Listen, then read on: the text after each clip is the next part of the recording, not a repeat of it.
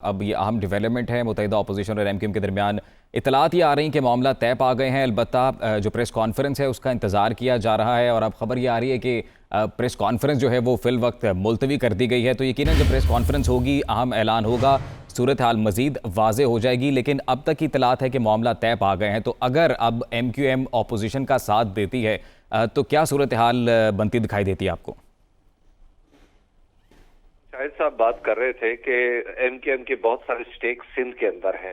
تو یہ بات تو بالکل ویلڈ ہے اور یہ بہت بڑی اٹریکشن ہے ایم کیو ایم کے لیے.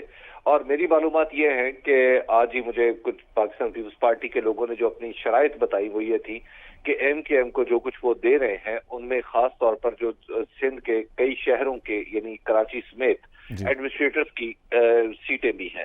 یعنی ایم کیو ایم کے نامزد کردہ لوگ جو ہیں وہ ایڈمنسٹریٹر بنیں گے اور کچھ کابینہ میں ان کا حصہ بھی ہے. اگرچہ پاکستان پیپلز پارٹی کو یہ بڑی مہنگی ڈیل کرنی پڑی ہے پولیٹیکلی کہ اپنے ظاہر ہے سندھ میں اپنے اقتدار پہ انہیں شریک کرنا پڑے گا, لیکن ایٹ دا سیم ٹائم جو سچویشن ہے وہ ہمیں دیکھنا پڑے گا. دیکھ رہے ہیں کہ ہمارا تجربہ یہ کہ بہت تیزی سے بدلتی ہے. میں آپ کو اس کی ایک مثال دیتا ہوں.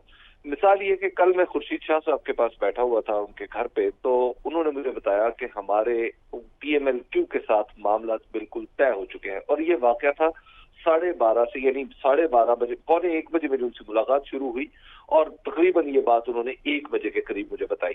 لیکن اس کے بعد جب 4 بجے, تو 4 بجے سے اچانک ایک ملاقات شروع ہو گئی اور 5 بجے تک یہ واضح ہو گیا کہ جو پی ایم ایل کیو ہے وہ دراصل اپوزیشن کے ساتھ نہیں جا رہی بلکہ وہ حکومت کے ساتھ جا رہی ہے.